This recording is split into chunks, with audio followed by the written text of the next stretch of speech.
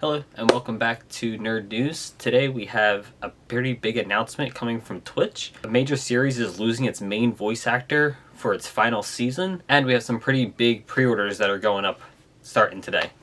Let's get started. So first up we have Twitch banning gambling on the website. So gambling streams will be taken down. You can see on the post that they put up here, there are several websites specifically being banned, but they do say that they will be banning other sites if they deem them to be a problem in the future.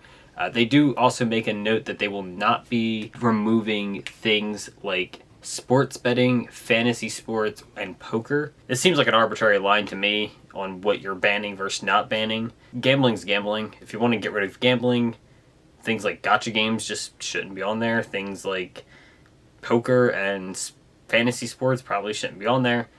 But honestly, I think it's the other direction. I don't see what the problem with gambling on Twitch is at all. It's, if you don't like it, don't watch it. It's not, this is just people streaming what they're doing.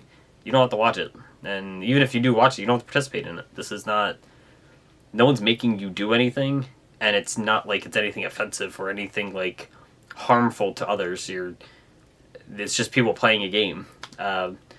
I don't see the problem.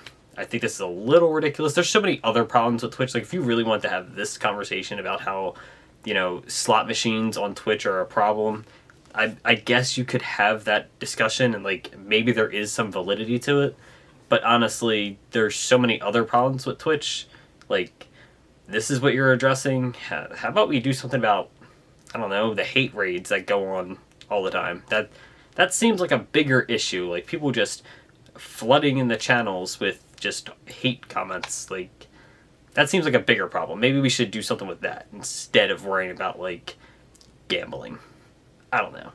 How about the girl that had sex on Twitch? Like, maybe ban that kind of stuff. I know they did say something about that, but like, maybe worry about that stuff, and this isn't really that big of a problem. That's just my opinion. I don't know. Maybe you think it's, this is like detrimental to the children. Gotta protect the children, save the kids, or whatever. Oh, won't somebody please think of the children? Fuck them kids. Next up, we have a new game announcement. Well, kind of a game announcement. Maybe, I guess. Marvel and Motive Studios are teaming up for an Ironman game. It'll be single player, third person action adventure. I mean, I don't know anything, but we didn't know literally nothing about this game. This wasn't even like a reveal or like a trailer. This was nothing. I don't know. This is like the worst game announcement you could have because there's no information. The only bright side that I see here is that the team is being headed by someone who worked on the Guardians of the Galaxy game, which in my opinion is absolutely fantastic. I might have butchered that last name. It looks like Oliver Perlix. Perle? I don't know. Ollie's working on this game, and they worked on Guardians of the Galaxy. Guardians of the Galaxy was a fantastic game, so like, and this sounds sort of similar, a third person action adventure single player. That, I mean, honestly, if it's like the Guardians game but with Iron Man instead, cool. That Guardians game was fantastic. It really got the short end of the stick coming out after that shitty Avengers game. I would love to have seen more from that. I have a feeling we're not going to get like a Guardians 2 or anything. It doesn't seem like it did super well, but it was a great game. So honestly, cool. Let's hope this Iron Man game is good. But honestly, they didn't show anything. This is more like a job posting than an actual game announcement. That I won't even count this as a game announcement. This is basically just a job posting. Next up, we have a small statement coming from Atlas, and that is the Persona Super Live P Sound Wish 2022 concert will not have a game reveal. Apparently, they've always had game reveals at these, which is a little weird, but okay. But this one will not have a game reveal. They're telling you outright, so just like, don't get your hopes up for Persona 6 at this. Honestly, I don't even think Persona 6 is coming anytime soon, like, at all. They just finished Shin Megami Tensei 5, like, what, a year ago? I wouldn't expect Persona 6 until an announcement, like, next year at the earliest, and probably not a release for, like, another 2 years. But the way that Atlas puts out games, it's going to be a little bit. Next, we have some pre-orders going up. We have a couple of them, and they're all pretty cool. We have the Pokemon OLED going up for pre-order. It's up right now on Best Buy, but it just says coming soon. Apparently earlier in the day it was available, and has since now just become coming soon. Typically coming soon on Best Buy for pre-order stuff just means they're out of stock for the pre-orders. It seems like this probably wasn't even supposed to be up for pre-orders, but they made a listing page and it accidentally went up for pre-order. This seems more like an error than an actual pre-order available, but it's up on the website, which means it'll probably go up soon. Hopefully other places start doing pre-orders soon as well. I believe GameStop has the page up already, but they're just completely sold out. I'm really looking forward to this. This Switch looks amazing. I kind of want it. I don't know if I can justify buying another Switch, but I do really want this. If it was a Switch Lite, I would definitely get it, but being the OLED at $350 that's kind of what's making me a little like I don't know if I want to spend $350 on it, but it does look really, really good. We also have Master Detective Archive Rain Code going up for pre-order for the Misterful edition. You'll see a picture of the Misterful edition up on screen. This game looks really cool. I kind of skipped it during the Nintendo Direct. It looked really good, but I didn't know really what was going on. It was something I had to go back and rewatch. But after rewatching that trailer, it looks really good. It's made by the same people who Danganronpa games, which I've heard great things. I want to pick them up on the Switch. Haven't really gotten into them, but they always looked really cool. So I'm pretty excited for this. I actually pre-ordered this collector's edition. Is available now. There'll be a link in the description. I believe this one is on Amazon. You get a Shinigami plush. You get a steelbook, an art book, the physical game, an outer box, and a soundtrack. And honestly, the Shinigami plushie looks pretty cute, so I'm pretty excited for that. I love me some steelbooks, and art books and soundtracks are the best thing to come in a collector's edition. They're my favorite things to get in collector's editions. So this really hits all the marks for me, so I definitely wanted to pre-order this, and I did pre-order it. When you add an art book and a soundtrack to any collector's edition, and I'm definitely in, even if I only kind of want the game, I'm definitely on that collector's edition, because if I like the game, I'm really going to want that art book and that soundtrack. And then throw a plushie on top of it. I love plushies.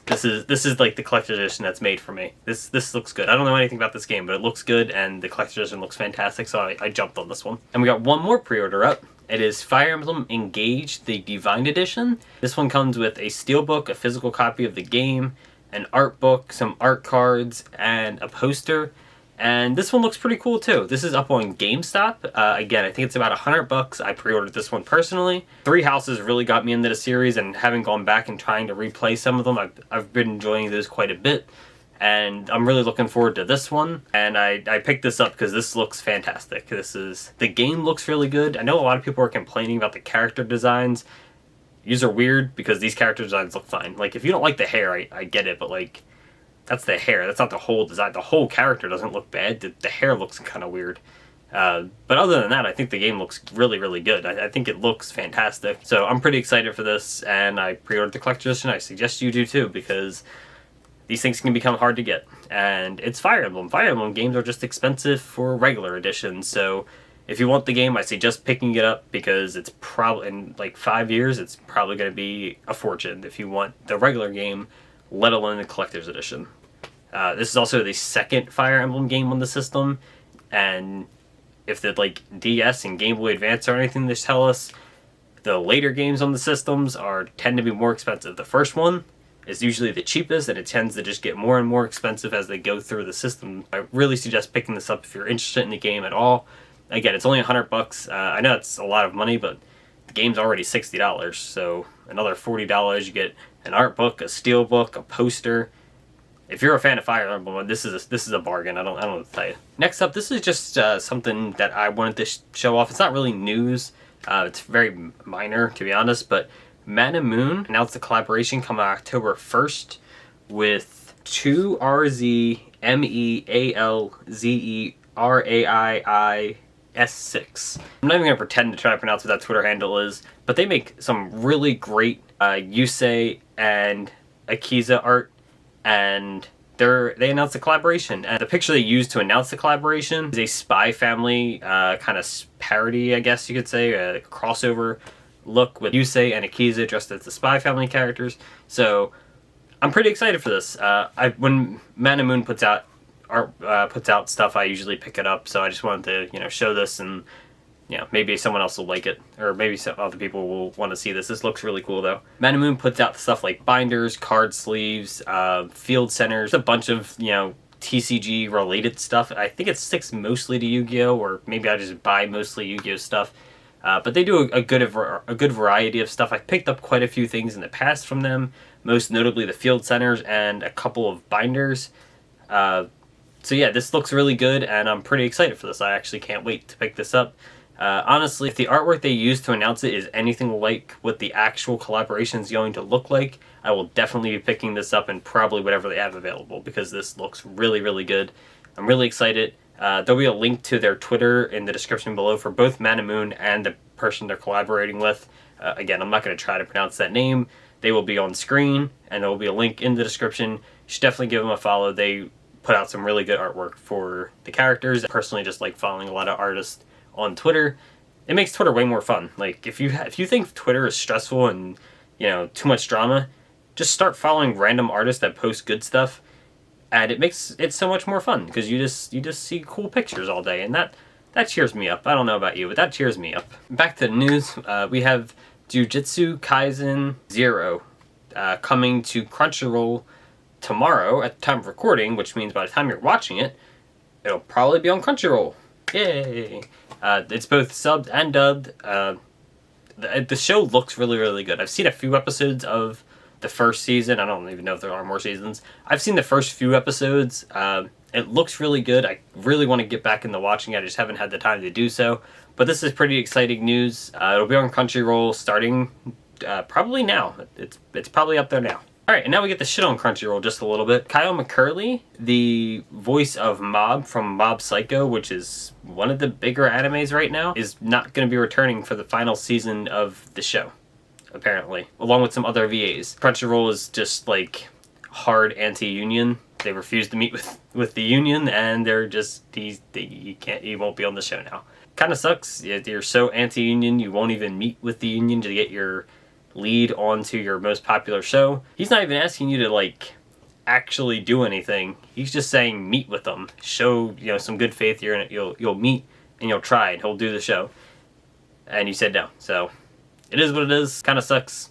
This is why corporations suck ass. Kind of sucks for Mob Psycho fans though. If you're gonna watch the dub, it's gonna have some new voice actors in it. I don't know who's gonna replace them. I don't think they announced anything like that. Crunchyroll did make a statement, but it's basically just, some people are leaving, and we'll just hire new people. Sure. Replace people in the last season of one of your most popular shows. Good. It's good business strategy. Okay. Alright, and that's it for Nerd News for today. Don't forget to like, subscribe, comment, all that stuff. Thanks for watching, and we'll see you tomorrow.